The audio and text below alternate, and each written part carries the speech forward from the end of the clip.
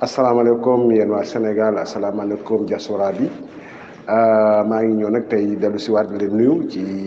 suñu télévision bu bees bi chaîne bu bees bi nga xam ne moo lëmb réew mi di nuyu waa diaspora di nuyu Afrique di nuyu monde bi yëpp di nuyu nag sama auditeurs yi nga xam ne ñoom yàkkamtu nañ lool pour ma ñëw bokk ci émission yi fan yii nag su ngeen gisee ñu xaw a def tuuti arrêt rek dañu doon sondé cette sondage xool. Alors abonnement bi nan la demee parce que bëgg nañ ñëpp abonné monde bi yëpp mu jox ko sa morom mu abonné su ko defee ñu mën a toogaat xoolaat mbir mi fu ñu war a dem programme yi bëri nañ fi ñu ngi ci fête bu bees bi nga xam ne déjà dinañ dem defal leen reportage bu mag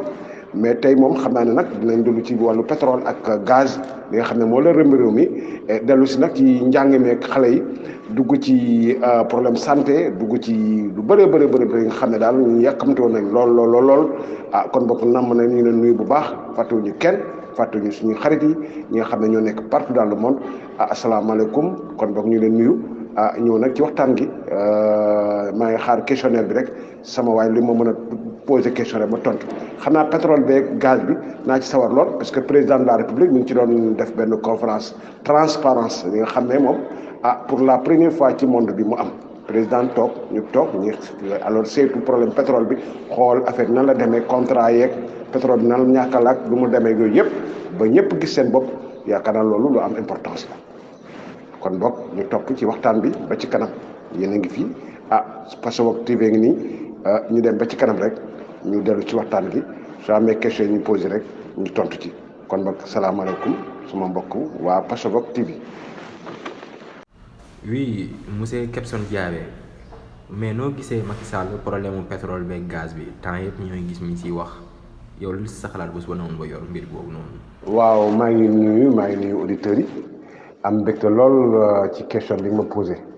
di sant yàlla nag sant borom bi sant suñu ñaar waajur sant suñu sëriñ si sant ci gouvernement bi su ma ko waxee ne dana am ñu ma xaw a jaaxal trop. parce que ñun yàgg nañ Sénégal bien vrai nekkuñu mag ñi taxaw noonu mais fekk nañ ci campagne génération yu bëri jamonoy Senghor fi la ñu fekk jamonoy Abdoulaye Wade Abdou Diouf fekk ñu fi bu Abdoulaye Wade fekk ñu fi bu Macky Sall ne fekk ñu fi. pétrole bi nag daan nañ ko làmbe di wax léeg-léeg ñu ne Casamance pétrole feeñ na fa ñu ne amu fa léeg-léeg ñu ne pétrole feeñ na ci biir géej gi ñu ne amu fa yàlla def Macky Sall bi mu toogee ba léegi problème pétrole la ñu wax yàlla def na nag ak ñaanu mag ñu baax yi pétrole bi feeñ na fu bëri ak gaz. pétrole nag su feeñee lu bëri li ci gën a bëree coow dafay bëri léeg-léeg xeex am fa ñuy ñaan yàlla nag loolu bu ñu am ci Sénégal bii suñu réew mi nga xam ne ñu dala fi nekk ñu am maturité ñoo fi nekk ñi nga xam ne am nañ xel te sénégalais mooy diriger partout dans le monde donc ñun dépassé nañ niveau yi nga xam ne ci àll bi nga xam ne yeneen pays yi nga xam ne dañuy nekk te di xeex di def yenn xamul kon boog pétrole bi moom man kontaan naa ci démb maa ngi dégg Macky Sall dem na ci kër Abdou Diouf bi nekk jam ñaajo dafa waxtaan bu leer loolu nag ñaam ci kontaan mbégte lool puisque lu jafe la li nga xam ne vraiment pour la première fois un président toog journaliste yi waru ko ñuy poser question réponse muy wax ba mu leer nañ ci bopp sénégalais yi mu doon lu rafet réew mi nag ñoo ko bokk il faut nga ne patriote il faut nga nekk ko soo ko nekkee da ngay bëgg sa réew gëm sa réew fonk sa réew ànd defar sa réew waaw dooro gëm sa bopp waaw parce que su ma nee gëm sa bopp rek am na xel yu dem feneen déedéet bëgg sa réew waaw comme ni ko Masmoud Diop doon wax PA yi gëm sa réew defar sa réew donc loolu la li ñuy xewal gi jot waa Mali amuñu ko ñooñu peut-être am na yeneen ressources fa nekk tey soo demee Sénégal or baa nga Sabadola mais Kédougou marbre baa ngi fii gis nañ fii yeneen kii yoo xam ne bon ay richesse la donc man li ma gën a souhaité pétrole bi daal dañ ci sant yàlla am ci mbégte lool mu génn ci biir Sénégal ñëpp dal ku nekk gis ci sa bopp su ma ne gis sa bopp nag ñu bëri na yaakaar ne pétrole bi dañ koy jël séddale ko comme ku ne sa salaire wala non pétrole bi su génnee man sama xalaat mooy ne ñuy fexe defaraat yoon yi xam ne amu fi ñu defar yoon yi defar ay région bu ne ñu def hôpital bu mag xaalis su génnee bénéfice bi ñu def ci hôpital yu mag nga xam da nga mën a faju normal def fay stade yu mag ku mel ni amitié région bu ne ñu def fa ñaar wala ñett su ko defee football bi gën a yaatu ñu fexe école yu mag yi nga xam ne école de formation la def ko ci région yëpp xale yi mën a jàng usines yi nga xam ne dañoo tëj bu mel ni ay Soteska ay Senembal ak yeneen ak yeneen ñu fexe ba ubbi ñooñu alors def fa usines yooyu nga xam ne dañ ci mën a jàng bu normal donc su ko defee développement noonu lay demee waxtaan liggéey ci wàllu yoon noonu lañ ko dajaloo pétrole du question ne damay ku nekk dañu war a yokk sa salaire déedéet dañuy xool li nga xam ne wóor na ne alors dana am avancement ci réew mi ñu participer ci wàllu boobu lépp li nga xam ne usine la woon day def comme Dubaï tey fu ne nii ñëpp ñu fay ñëw di fa jënd ay marchandises pourquoi pas tey Sénégal usine textile yaa ngi fi usines yi defar wude yaa ngi fi waa ngaa yaa ngi fi defar transformation comment dirais ñi nga xam ne dañuy jël produit yi nga xam ne locaux yi nga xam ne ñu ngi fi bisaab bi ak affaire yooyu ñu transformé ko tubaab bi di jógee fële ak bitim réew ñëpp ñëw di jënd si Sénégal nga xam ne danay mën a wàññi denrée yi wàññi ceeb bi wàññi diwlin bi wàññi ciment bi wàññi lépp su ko defee réew mi neex nga xam ne alors ñun dootuñu dañuy jéggaani fenn nit ñi ñëw fii di Sénégal te su mën na nekk moo gën ci télé yi ñuy politique rek di critiquer opposition baax na opposé baax na parce que loolu day tax ñu transparence ñu am ci mais contrat bi ñu wax ne ay Sénégal 5% la man kooku weddi naa ko waaw weddi naa loolu bien vrai xool ma contrat mais xam naa Sénégal amul ci 5% puisque ñi ñëw di seetu pétrole seen ay milliards la yor indi ko ci réew mi ay 5 000 10 000 milliards di kii seen frais la ñuy génne suñu génnee seen frais nag li ci ne Sénégal dañ ci am 50 su amee 50% 40% war nañ ko mën a am muy suñu diggante waa Mauritanie ak pétrole bi feeñ ak feneen kon mbégte la na ci ñëpp jàpp Sénégal man su ma sañoon ñëppay bokk ndeeg baay ñu ànd bokk liggéey defar suñu réew mi waaw lépp li nga xam ne développement la ci Sénégal heure bi war nañ toog ñu ne Sénégal fii ñu ngi inventé ñu ngi créé ñu ngi defar ay oto ñu ngi defar ay saxaar ñu ngi defar puisque on a des techniciens on a des jeunes yi nga xam ne vraiment ñu xarañ ñi nga xam ne tey ñu ngi bitim réew di liggéey di jëriñ tubaab bi ñoo ñëpp mën a dellu si ñu mën a xool suuf si ñu defar ko ba nga xam ne suñu soxla ceeb ñu am ko fi suñu xol mbokk ñu am ko fi suñu amee pomme de terre lépp li nga xam ne produit la woon mënul am feneen Sénégal bi ñu génne ko fi nit ñi ñu lekk ba suur denrée alimentaire consommation locale lépp li nga xam ne travail la liggéey la ñu mun ko am alors ku nekk gis sa bopp ci pétrole bi mais comme ni ñuy def comme yenn pays arabes yi ñoom da ngay judd rek ñu ne la am nga 1 million wala am nga 2 millions ci sa compte parce que ci pétrole bi ñun dañoo toog ci pétrole bi wër leen kon ñooñu bokkuñu ak ñun dañoo am côté yoo xam ne pétrole bi dafa feeñ rek ñu mën ci kii donc pour le moment loolu daal laa xam ne moom war nañ ci mën a taxaw xool lépp li nga xam ne dox na terre bi ñuy wax nii bien vrai su fekkee ay milliards lañ ci def xaalis pétrole su ñëwee nañ koy na dem ba Tamba waaw nañ ko continuer dem Tamba parce que départ bi rek la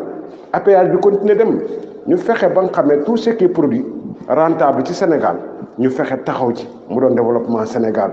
ku nekk gis sa bopp waaw ku nekk gis sa bopp parce que conférence bi démb am na peut-être ay journalistes yi xam ne demuñu fa mais ñëpp suivre nañ ko transparence am na xaw ma contrat bi ñu ko defee ak ni ñu ko defee faire baa ngi sabado comment dirais-je Bakel ñu exploité ko xale yi liggéey parce que xale yi am na yi xam ne ñi am formation la wax de ñu mën a liggéey diriger réew mi parce que dans l'avenir Sénégal gi ñëpp fii la ñu daje la capitale de l'Afrique alors ñu war a ànd bokk ndeeg bàyyi fexee liggéey bàyyi coow li parce que coow ak fitna arrangé wul dëkk war nañ opposé nag war nañ mën a opposé parce que réewum dëgg day am démocratie am opposant mais opposition bu civilisé nga def ñu am ñu may lañ def ay marche ñu sécuriser leen alors am accompagner leen encadrer leen avec la sécurité su ko defee loolu day tax réew mi dox puisque dans États-Unis nga gis alors ñuy jël ay taal ay pono affaire yooyu parce que États-Unis xanaa peut-être problème mu racine boobu moo tax gars yi jóg taal ci yooyu mais loolu mosu fa am donc di fekk moom la ñu roy ñun Sénégal dañoo fu ne ni ñun suñu bopp ci pays mag yi la ñu roy ñoo jiitu ci Afrique ci développement donc war nañ mën a civiliser xool toog état bi toog ak opposition ñu waxtaan kenn bañ a nax sa maram justice bi aussi bi dañuy wax justice alors équitable bi nga xam ne day jaar transparence mais am na waaw ku nekk peut-être soo nekk sa côté da ngeen ne justice amul mais justice am na peut-être am na côté bi nga xam ne kumba ndey kumba amul ndey man foofu moom gëwma ko justice Sénégal wóolu naa ko te nañu doxal yoon ñu xool lépp li nga xam ne rafet na ñu teg ko su ko defee réew mi mën a avancer ku nekk fi ngeen mënee nga jàpp fa alors bañ a yàkkamti surtout yàkkamti mooy tax xale yi di dugg ci géej gi dem bon puisque su gëm sa bopp jeunesse sa borom kër bu ñu ñàkkul dara donc pétrole baa ngi fi nañ jàngi métier mooy may lépp mais génn école wala nga dem toog jàngoo métier nga ñëw ne da nga bëgg a liggéey alors su la liggéey manœuvre rek ngay def sa doole rek ngay doole rek ngay def même ñi dem bitim réew fa nga am métier kii da nga nekk maçon kii nekk ñëpp mënuñu nekk ci bureau yi donc man li ma wax xale yi yéen affaire bi ñoom la xale yi affaire bi yéen la yéen moom Sénégal bi suñu Sénégal la ñun presque dañu virage bi lay nekk dañu gunge rek ñu bañ leen këf nag leen yóbbu di siècle leen yóbbu ci yeneen dimension yi leen def loolu yi nga xam ne warul parce que Sénégal ay intellectuel àll bi sax ñoo gën a yeewu sax donc àll baa nga fa terre baa nga fa suuf saa nga fa nañ ko béy wut ay tracteur wut ay machines yu baax yi nga xam ne danañ mën a béy àll bi ba au moins lépp luy soxla muy noor ak nawet danañ ko mën a jëriñoo Sénégal pétrole bi génn ku ne gis sa bopp béykat bi nappkat bi sàmmkat bi ñu ne ci gouvernement ñu nekk ci gouvernement opposition bi ñëpp gis seen bopp xam ne kat yëf yi loo soxla dem jël ko soo bëggee kër ñu tabax la ay kër yoo xam ne kër social yi nga xam ne ñu amul moyen ñu tabaxal leen parce que su booba moyen day am xaalis bu bëri budget bi su demee ba bëri luñ suñu bëgg a tabax ay kër dama capital bu bees sax mën nañ ko tabax pétrole bi mën nañ tabax capital bu bees bi nga xam ne dana romb sax jam ñaaju dem ba gannaaw Kaolack tabax fa immeuble yu bëri ay villa yu bëri yoon yi yaatu alors ñu fexe ba alors ñi nga xam ne amuñu kër ñu nekk fa décentraliser ministère yi Casamance ñu yóbbu fa ministère de l' agriculture Thiès ñu yóbbu ministère de l' industrie Saint-Louis ñu yóbbu noonu ainsi de suite tas ko waaw et puis fexe ba nga xam ne ministre bi nga xam ne yow ministre nga soo nekkee médecin ñu def la ministre de la santé soo nekkee enseignant ni ministre de l' enseignement supérieur soo nekkee un professionnel ñu yóbbu la ministre de l' enseignement professionnel ku ne ñu yóbbu la fi nga xam ne fa nga mëne et puis bañ a jël xool man kii sama doom la wala sama parti la nekk wala sama doom bàjjen la xaaral ma jël ko mu liggéey ak man pour ëllëg suba mu jàppale ma ci base mais il faut les hommes qu'il faut à la place qu'il y a ou bien à la place qu'il faut man daal loolu laa gis ku nekk fi nga mérité ñu jox la ko nga liggéey man daal loolu laa gis maa ngi nuyu ñëpp di baalu àq ñëpp li ma dégg nag démb président bi wax ko ba gars yi posé question mu doon transparence am nañ ci lu bëri am na ñu doon wax ne 5% la Sénégal am ak 8% nañ dugg ci internet bi net bi daal lépp a nga fa te am na kuréel bi nga xam ne ñoo sëñ ñoo sekk pétrole bi te seen loxo set na wecc donc ñooñu ñu nga fa ku leen laaj la wax maa ngi nuyu waa Petrosen aussi ñu góorgóorlu parce que aussi tamit mënoo am sa diplôme toog di taxawaalu vraiment rafetul xale yi ne leen jàppale ñu liggéey ñu fexe ba ñu bëgg a tukki ñu bëgg a liggéey ñu bëgg a mbéy ci mbéy mi mbéy commerce bi dox ñëpp ñëw Sénégal di jënd si fii ñu ngi ay techniciens ay mécaniciens ay électriciens ay techniciens ay ñi nga xam ne ay béykat ay cordonniers usines yaa ngi fi ne ubbi usines yëpp xale yi liggéey dëkk bi développé nga xam ne fii ñu ne Sénégal affaire bi fii la waaw ñu bañ a dem Dubaï di dem di non nañ jël fii waaw bagage yu bon yi ñu jël tubaab bi di indi ay conteneur rek affaire yi nañ fexe ñu inventé di créer di defar fii kon ba maa leen nuyu loolu new laa woon rek avant première fête baa ngi ñëw suñu demee fête bi moom en direct lay doon incha allah kon bokk vive le Sénégal vive le président de la République vive l'Afrique vive le diaspora vive Pachavoc vive à la jeunesse maa ngi nuyu ñëpp soo amee dëng-dëng ngeen xam ne na wax moo demee noonu maa ngi baalu